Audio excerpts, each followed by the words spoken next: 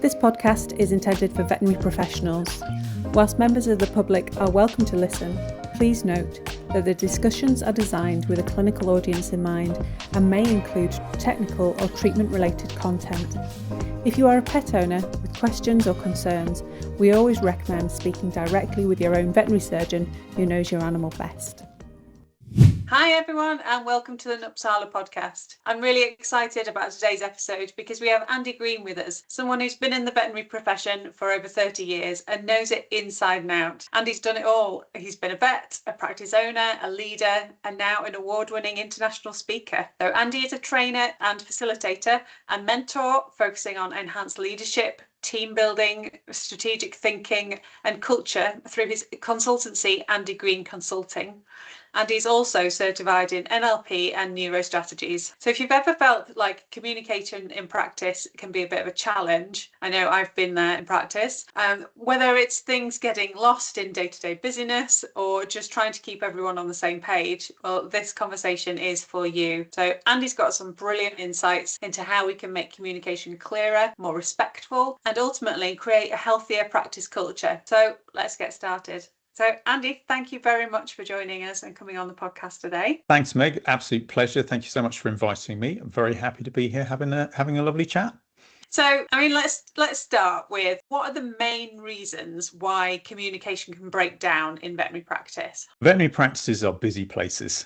Let's be honest. Busy often is the word of the day. Lots of people running around, lots of things happening, emergencies, unexpected things, people being off sick, people being away, lots and lots to do. And there can be a challenge just in terms of communication sometimes within teams, but particularly between different teams, between nurses and vets, between client care and receptionists and vets or nurses, leadership and management with everybody else. One of the things that does seem to be employed in a few practices that I've not found work very well is mind reading. It's amazing how often that there's an implicit suggestion that everybody should just know what's going on and know all the important information without it being communicated maybe in the most clear and concise way, but also directly as well. So I think the busy thing is often a lot to do with it, and everybody's very focused on their own jobs, and people really care, so they're really focused on that. And sometimes there's that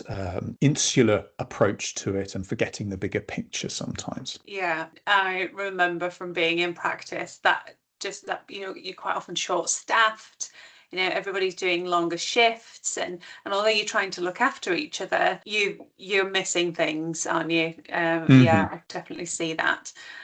So on the converse of that, if you were to consider really healthy practice culture that you've seen, what are the key things that would stand out from that in terms of communication? I think one of the key things is when you've got a great culture, it always starts with a foundation of trust and psychological safety. When you've got a situation where everybody understands why they're there, and I don't mean to rock up and just do the job as a vet, as a nurse, as a receptionist, as a manager, as whatever. I mean the values, the mission, the vision of the whole group, the purpose of the practice, and everybody in it, and everybody's aligned, everybody's working towards the same goals. There's that shared set of values, and that understanding that everybody's doing the best they can with the resources they've got that day. Yeah. There's space to feel appropriately vulnerable, so people can share if they need some support, but equally they can step in to help others. It's a we thinking, not me thinking approach, first of all, so that their focus is outwards, doing the best we can. We're also more than aware of what's going on around us, and the communication quality is improved because in that situation we're not just thinking about ourselves. I think the other key thing is that time is made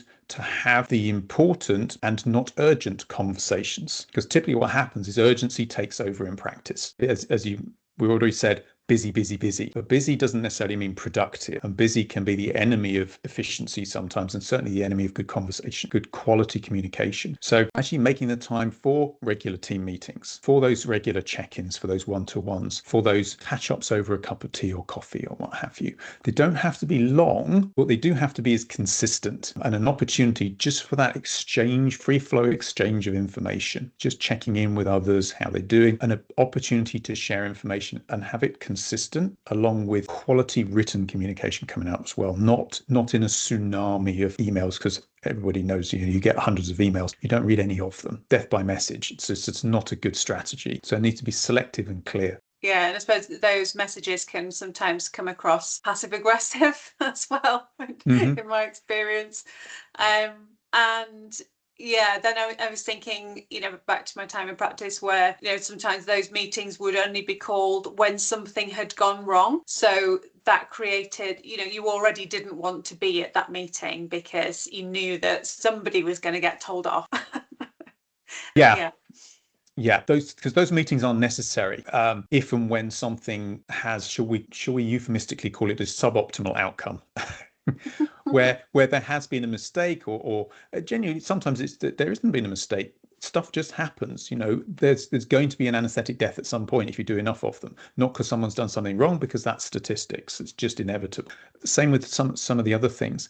So, you can call it an M&M, you can call it whatever you want. The critical thing is, again, it comes back to culture. If there's a finger pointing blame culture, nobody wants to be in that room at all, including the person who's leading the meeting. And you're not going to get that much out of it because it's a defensive basis of the meeting. Everyone's just trying to protect their own back. When you've got psychological safety nets and no blame culture, that meeting still may not be comfortable because there's been an issue. Hopefully, the understanding is, out of that is going to come benefit for everyone. It's that concept of black box thinking in terms of from the airline industry, with that shared information for everybody. When a crash happens, they share all the data. Matthew Syed wrote a great book on that. But that concept's really powerful, that it's not about blame. It's not about finger pointing. It's what happened. What were the steps that occurred? Was there anything at any point that could have been done differently? What would you do differently next time? How can we share this information so that it helps everybody, particularly if you're in a multi-site practice? And it's something that the one site will share it with everybody. Not to say, it's not a finger pointing, they cocked up this week kind of thing. It's oh my goodness, thank you so much for sharing that, because that's really helpful for us to make sure that we don't have the same experience. Yeah, absolutely. So what are those practical steps then that they can put in place to make sure? You mentioned, the regular catch-ups, but what are the other things that they could do? Clarity and consistency are the two most crucial things. So clarity of protocols and processes, reporting lines, how we communicate information, also understanding different people receive information better in one form than another. So some people who are very much tell me in person, others don't. If you do that, that's lovely, but I won't remember. I need it in writing. And some people need short bullet points and others need a longer story. So there's different strokes for different folks, so to speak. So again, we've got to have consistency. So it's not a case of spending hours just trawling around every single person individually or something like that. That's not an efficient use of time. But we can do that in a group meeting, for instance, perhaps. It's part of the meeting structure is addressing those things. And it's backed up with written information, so everybody has it in writing. And particularly if then they've got a sign to say they've read it, for instance, or you've got an auto response that comes back from an email that when someone clicks to open it, you get a response to say, yeah, it's been opened. So again, it's about accountability. Yeah. So that if something's been disseminated, people aren't in a situation going, making an excuse or denying that they've ever heard it. It's like, well, yes, you did have it. A, I told you. B, I sent it to you in written form. And C, I know you opened the email. So again, that accountability piece. I think it's important, but consistent protocols and processes, and the team knows what you send out when. So there's a regular update, for instance, on a bi-weekly or a monthly basis of any changes, that type of thing. Or, as I say, in consistent meeting agenda structure, things are going to get addressed. Yeah, absolutely. I suppose when you're putting in those protocols, or even if you were to start a new job at a practice that had a lot of SOPs in place, and it can feel a little bit daunting, but actually if your line manager has explained, we have these SOPs in place, it's going to take you a little bit of time to get through them, but this is how we've managed to communicate process and make sure that things flow properly. Again, it's that communication of why those protocols are in place in the first place. And you've mentioned the absolutely crucial word there, the why. It's like, why are we doing this in the first place? Why is this important? Why do we insist upon this? Why is this a standard here? Because again, it's about standards of behavior. And that's what everybody needs to buy into. I think the other thing with this is it's helpful if you've got clear job descriptions as well, so that people understand what's expected of them and everybody else. But also the accountability piece around when you're having one-to-ones, performance reviews, check-ins, appraisals, however you want to describe those conversations, that they have some form of structure, and they're an opportunity for that two-way flow of information. When I was having those, I always wanted to know, how is that person doing? What's going well for them? Give me an example of great teamwork's going on. Have there been any friction points? Anything that's been a challenge? Have you got any ideas on how we might improve something? Are there any areas that you feel frustrated by? What do you want to learn? Where do you want to grow and progress? What are you concerned about? What are areas that you're finding difficult or maybe struggling with? So that opportunity in those interactions for that frank, free flow of information both ways. Again, it's mutual accountability, and it's putting everyone above that notional line of that standard of behavior, where they're taking responsibility for what they do, they're accountable for what they do or have not done, and they own their role. And that's fundamental at every single level of the practice, from an ACCA or a VCA up to the practice owner. At every level that should apply. Yes, yeah, I can see that. So I mean, within practice, we've got all the different roles, as you've mentioned, but then within that, all the different personality types. And I can, remember feeling like maybe, yes, the louder voices get their point across and things go their way a lot more than if you're quieter and you don't like to speak up in big meetings. Then having those regular check-ins means that you've got that voice for the quieter people in the room, so that there's not one person dominating how that structure goes, I suppose. I think that's a great insight, and you're absolutely right.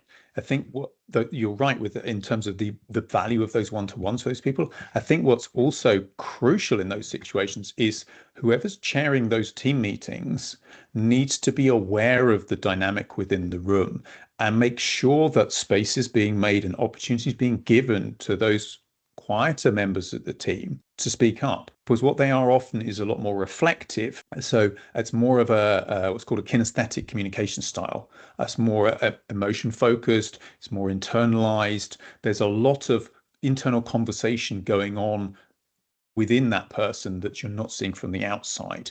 They're having that whole conversation internally. How do I feel about this? Does this make sense? I'm not sure.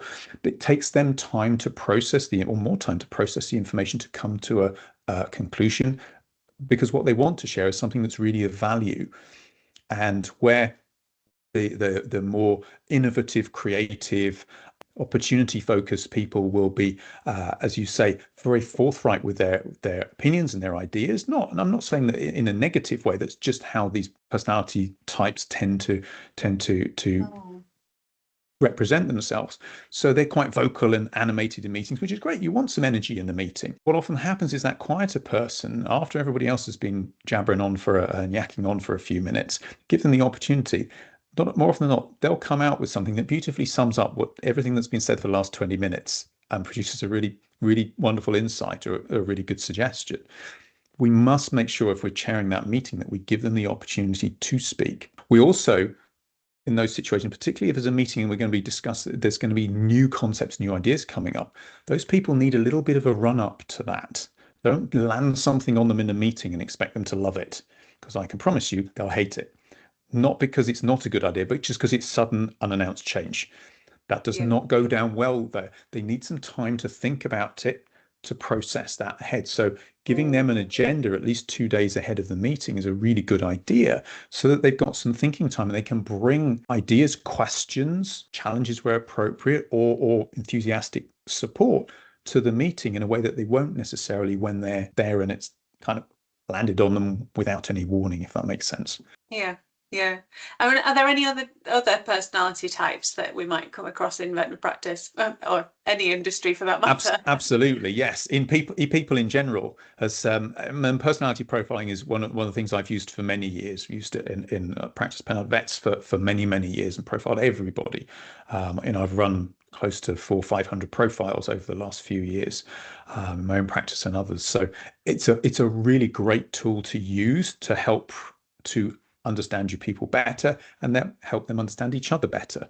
So yes, and when I'm talking about these different profiles, if you like, I'm talking about an exaggerated version of each one of these. We're all a blend of them realistically, but so we've got that very innovative, creative. What's the next idea?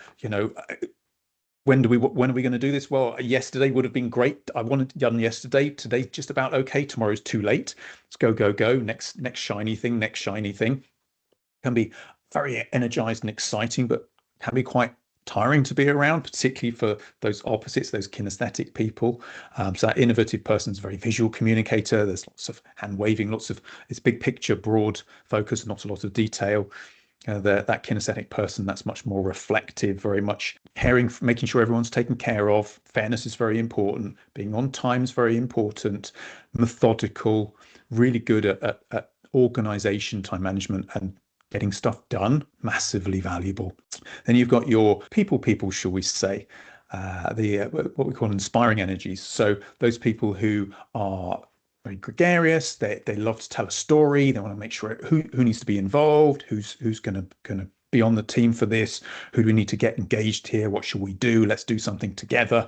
And if you ask them how their weekend was, and I'm one of these people, by the way, and there's time, I'll tell you the story of my weekend, and it could go on for a while, which is lovely. If you're another one of those people, we'll have a lovely chat. Flip side of that is somebody who is much more analytical, detail focused, precise, exact, factually driven, data, information, facts, evidence, structures, systems, processes. Again, incredibly valuable. You ask them how their weekend was, and if it was unremarkable, they'll just say, I was fine, and they'll move on because they don't want to waste your time giving you information that they don't think is of value to you.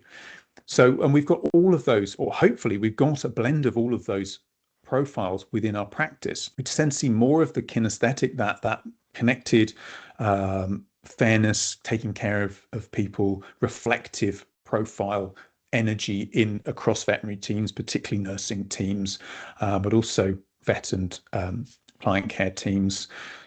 Quite a lot of the people side, quite a lot of the process side, a little bit less of that innovative, what we call activating energy. That's the creative, driving things forward, innovative side in practices on average. But we want a blend of all of those on the team, and recognizing who's where can mean that it's easier to then make sure those people are working in flow by they're doing performing a role, or they're focusing on tasks that are aligned with what they enjoy the most. Yeah, I can see that.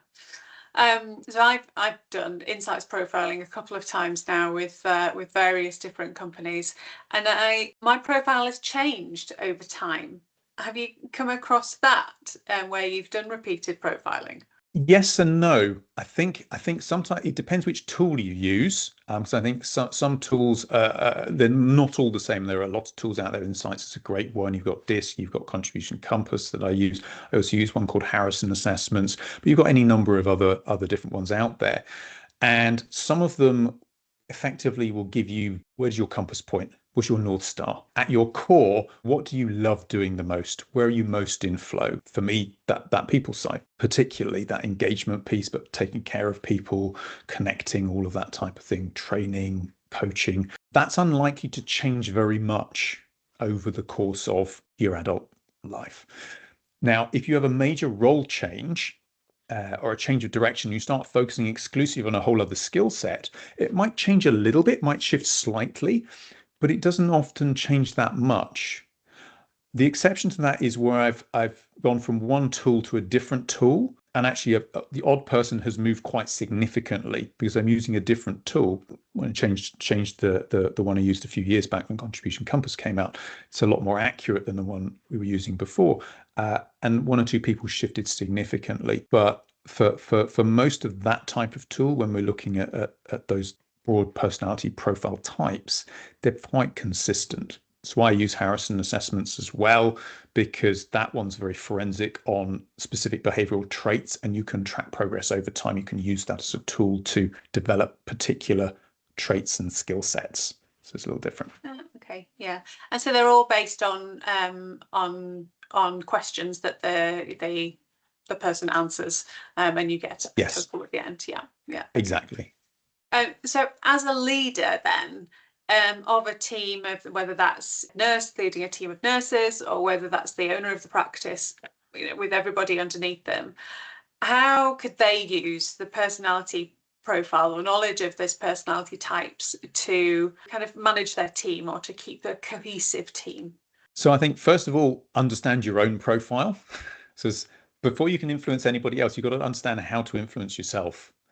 What's your wiring? How does that work? How do you work? Okay. Where are you in flow? Now, inherently, most of the time we know that, but when we're at work, sometimes we get caught up in I've got to do all this stuff, and then wonder why there's certain elements of the role we're just not very productive in, or it's like, it's hard work. So for me, that's process, for instance, that's spreadsheets and numbers and data. I have to be able to interrogate those and use them, but I don't love it. So I know that I need to do that for short bursts of time. For instance, if I do it for long periods of time, my productivity drops off a cliff, whereas I can do the people thing all day and I'm very happy. So understanding that about yourself is first. Secondly, what's your team? People tend to like people who are like themselves. So if we've got people with similar profiles to our own, that interaction generally is pretty straightforward. Pretty straightforward, because we're speaking the same language. But if we've got people on the team with different communication styles, we need to be able to flex our communication style more to them. So we've got someone who's a quieter communicator, more reflective, takes time thinking about their answers. We need to communicate with them in a similar style. So if I charge in there and I'm all excited and visual and talking 1,000 miles an hour, that's uncomfortable for them. It's not a good match. So I need to slow down. I need to be more reflective. I need to match and mirror their style more, understand where their strengths are as well. Is what we're asking them to do aligned with their role? So having someone who's massively brilliant at process, loves that, really good at the technicalities and the details. They love anesthesia. Maybe they're good at rotors and systems and processes and lab stuff. And saying to them, great, I'm going to put you in a consult room all day as a consulting nurse, for instance. It's not about competence. Anybody can learn to be great at anything. It's about preference. What's their energy tank for that? If it's a smaller energy tank for that, once they've done 2-3 hours or half a day in there, they're pretty fried. And then they're running on just willpower after that. It's more exhausting. So again, are we asking things of somebody where actually their skill set's better utilized somewhere else? We've got somebody else there who loves that, and they're really great with the people side. They may need some training in terms of the quality of what they're delivering, but inherently that's the way they're geared. So let's use people intelligently according to where their biggest energy tank is from a profile perspective. Recognize where there might be some challenges there, and we need to manage that. But it's also important that for the people that we're talking to and about, a profile is not an excuse to abdicate responsibility in an area that you don't enjoy. As a practice owner, I can't say, numbers just aren't my thing, so I won't bother looking at the financials and the numbers for the thing. It's just not my thing. Clearly ridiculous. We need to own what goes with the role, goes with the territory, goes with the job description and our level of responsibility. We just recognize, and don't want to do that all the time, but it's not an abdication of responsibility excuse for people. They can't hide behind a profile. They need to step up and take responsibility. It's about intelligently using them and communicating, and also recognizing for our team, especially the more senior you get, how you show up has a massive impact on everybody else. And so understanding that we need to flex our leadership style for certain people, that if we are a, banging the drum, really excited, high energy person charging over the horizon with lots of fresh new ideas, that's exciting, and innovation is really important in practice. But you could be leaving a lot of the team a really, really long way behind, because they're looking at that going, that future looks scary and uncertain, and I'm really not too sure about this, and I can't see him anymore because he disappeared over the horizon in a blur of dust and small stones. We need to take the team with us. Okay, understand them, understand what do they need to get them moving forwards, rather than charging off and just presuming everyone's following. Yeah. So I suppose that leads into like leading by example, for example, where it's on a slightly different curve to this, isn't it? Yes. And again, leading by example is it is a little bit like parenthood, in that if you want to know how you're doing as a leader, look at your team. It's a bit like how am I as a parent? I look at my child. Particularly young children are ruthless little mirrors. They show you all of your best bits, and all the flaws are there to see sometimes. And it's the same to an extent with the team. So leading by example for me is about how do we show up every day in terms of living the values of the practice, being aligned with our purpose and our vision and our mission. I cannot expect anything from my team that I'm not prepared to do myself, at least in principle, in terms of quality of communication, in terms of compassion, in terms of humility and understanding, in terms of being prepared to, knuckle down and get your hands dirty if it calls for it. If it's something that needs sparing up and there's nobody else around to do it and it's inappropriate, then I'll go do it. I'm not asking anybody to clap their hands for that, but it's just that's the right thing to do. Set the standard of behavior for everybody else. Say in terms of what you do, what you don't do, and don't set unachievable standards, as in, you show up hours before everybody else, you leave hours after everybody else, you never take a lunch break, you never seem to need to go to the toilet, you never seem to need water or food, you never take a holiday. That's not a good standard to set. We need to set humane standards, and actually self-care is part of that. We need to be vulnerable and show appropriate vulnerability as a leader, and share if we've got something wrong, front up, own up, and go, do you know what? I've made a mistake. Here's what it was. Here's what I learned from it. That culture of psychological safety, of being open and honest, of appropriate transparency, of appropriate sharing, of appropriate opportunities for personal growth and professional growth. That all starts with the leader. And ultimately, if on a 0 to 10 scale, you show up regularly, consistently about 6 out of 10, not bad, not great, okay. The best you can expect from your team on a consistent basis is a 5, because you set the standard. But if you've got 7, 8, 9s on your team and you don't up your leadership, they won't stay. Because why would they? Because you're leading at a 6. So if we want 7, 8, 9s on our team, we need to lead at an 8, 9, 10 consistently. Yeah, and having that person that's inspires you to come into work every day. Yeah, absolutely. I can see that. I think it's really good. So we've talked about kind of different practical ways that leaders can effectively communicate. And we've also mentioned autonomy and accountability. Those words have cropped up quite a bit in this conversation. And I was just wondering how we have that accountability, autonomy, without that turning into chaos. Yeah. And that's the little bit of alchemy that's needed. And you're right. It's autonomy, not anarchy. Don't want chaos. So autonomy works best, again, in a structure where the outcomes and the expectations are clearly defined, and there are clearly defined values and rules to live by. Ultimately, if you've got all that in place and someone is making a decision that is aligned with the values, aligned with the rules to live by, aligned with who we are and what we do and why we do it, it's unlikely to be a terrible decision. It might not be perfect. There might be some learning opportunities from it, but it's hopefully unlikely to be a complete car crash of a decision. So I think that's the first thing. I think the other key thing with autonomy is there needs to be a check-in. So again, it's not that abdication of authority by somebody delegating various tasks and areas of responsibility to another member of the team below them, and then going, great, I don't ever have to think about that or worry about that again. That's abdication of responsibility. So again, the autonomy piece is, yes, I'm giving you autonomy to make those decisions. Maybe that's if the decision involves a cost spend of less than X amount, you just do that. You don't have to ask. If it's above that amount, you have to ask. Okay. For instance, so that clarity of what's the decision-making parameters out there for autonomy. And again, a clearly defined role and responsibilities that go with that makes autonomy much easier than somebody who goes, great, you're in charge of whatever, crack on. It's like, yeah, but what does that mean? Can I make decisions about what we're ordering, how much stock we carry, about equipment buying, about servicing, about recruitment? What am I doing with that? There's no clarity there. And most of the team crave an appreciable amount of certainty and clarity around that. So the consistency piece is really key as well. Yeah. So do you have like an example of where you have had some leadership training or influence mentoring with a leadership team that's resulted in an improved outcome, shall we say, for the rest of the team? Yes, I've had the privilege of training a number of teams of either existing leadership and management or people who are just stepping into those roles. And for me, in each of those situations, it's been building the skills that people need for those roles.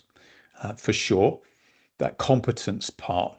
But more than anything, for me, it's the psychology and the mindset. It's the confidence part, which often lags behind. A bit of that imposter syndrome tends to kick in. Do I really know what I'm doing? Should I really have this role? Who am I to tell my team what to do, what have you? What happens if I have to have a difficult conversation? And for me, I think that's the most impactful part, where I've seen people really step into and own their own personal power in terms of that confidence, that inner confidence to handle a challenging conversation well, because they tend to be really high on warmth and empathy, to be very collaborative, to be very diplomatic. But actually, if we don't balance that up with enforcing the necessary rules and procedures, with being frank, being forthright and direct, and actually authoritative, being willing to make a decision and accept the responsibility for that, then we start to run into problems, because the team then aren't quite sure what's going on. So that's stepping into that confidence and having a good structure of how to approach those conversations.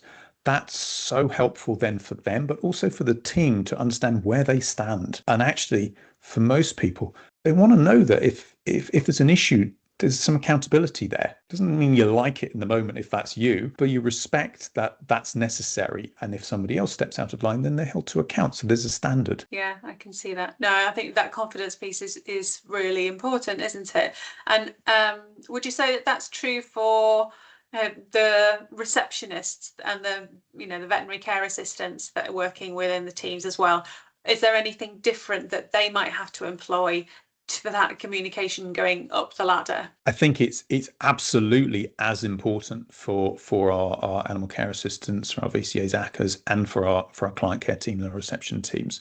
One of the things that used to drive me potty was if I ever heard someone use the term just a fill in the blank, just a receptionist, I'm just an ACCA. It's like, no, they're not just anything. Anybody who's a nurse or a vet who's had to spend any time on reception knows exactly how hard that job is, or answering the phones.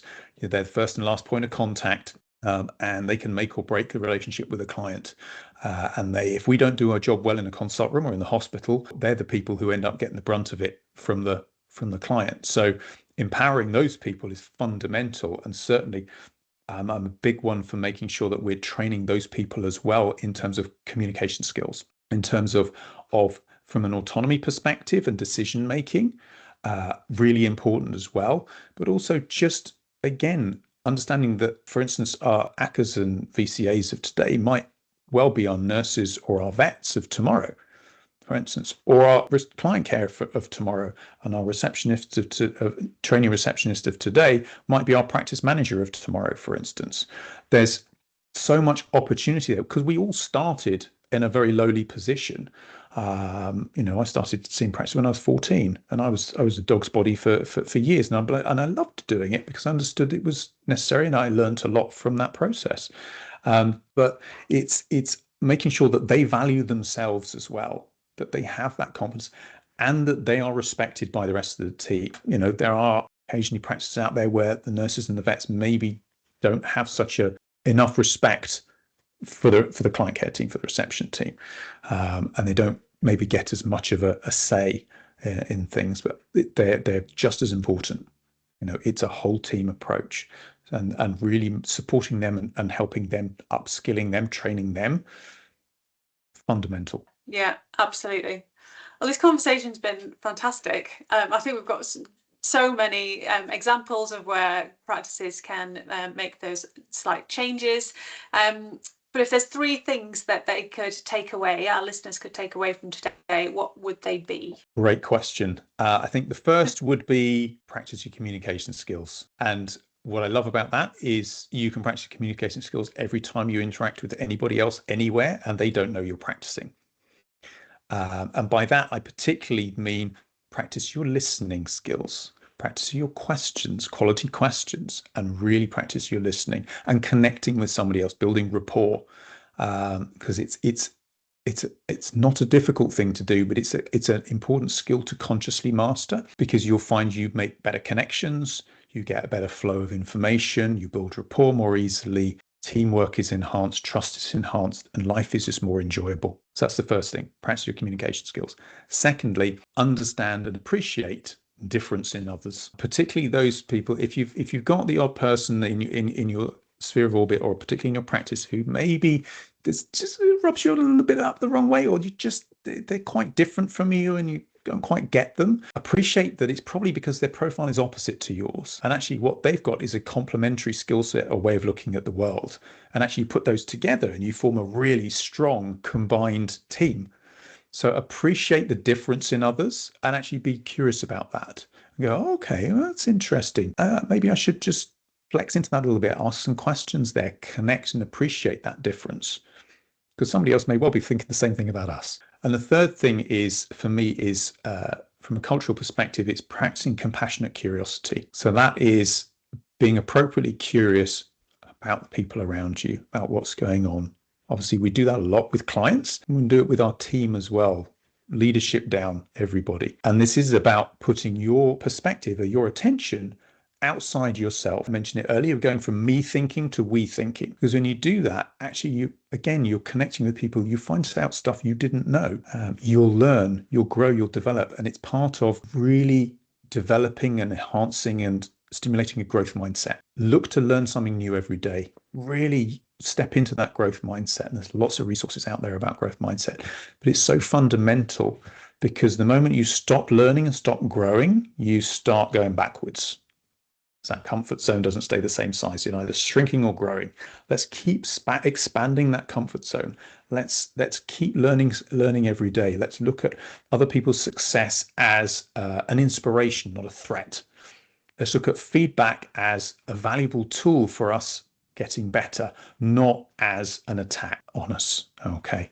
So we want to be growing. We want to be learning, and be kind to yourself. Accept that you're not perfect, that you will make mistakes. We all do. To err is human. And understand and learn from those, and be kinder to yourself, particularly with what you say to yourself in your own head, because that's the most important conversation we ever have. Yeah, there's been some research on that, hasn't there? The use of negative words, even when you're talking about yourself, and the impact on health. Yeah. So one last question for you. I've been dying to ask you. What are neurostrategies? That's a very good question. I could use up another 45, 50 minutes talking about that.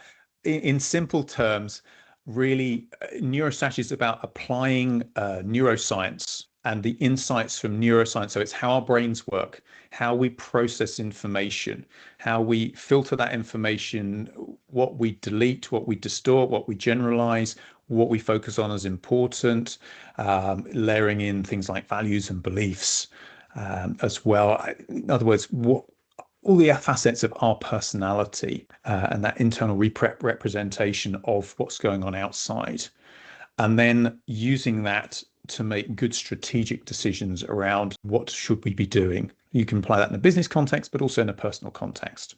So it's using neuro-linguistic programming type language and concepts, but as I say, in a very strategic way. In a nutshell, neurostrategies in a nutshell. Fantastic. Well, again, it's been fantastic having you on the podcast today. So thank you very much for coming. If our listeners would like to learn more about improving communication within their practice, where can they find you? Absolutely. And I'd love to speak to anybody who would like some more information on, have a chat, see how I can help them. I'm on LinkedIn. Find me on LinkedIn, Andy Green. They can go to my website, andygreenconsulting.co.uk as the other one, or email me, which is great, andy@andygreenconsulting.co.uk. Well, thank you very much for today. Perfect. Thank you so much. Take care.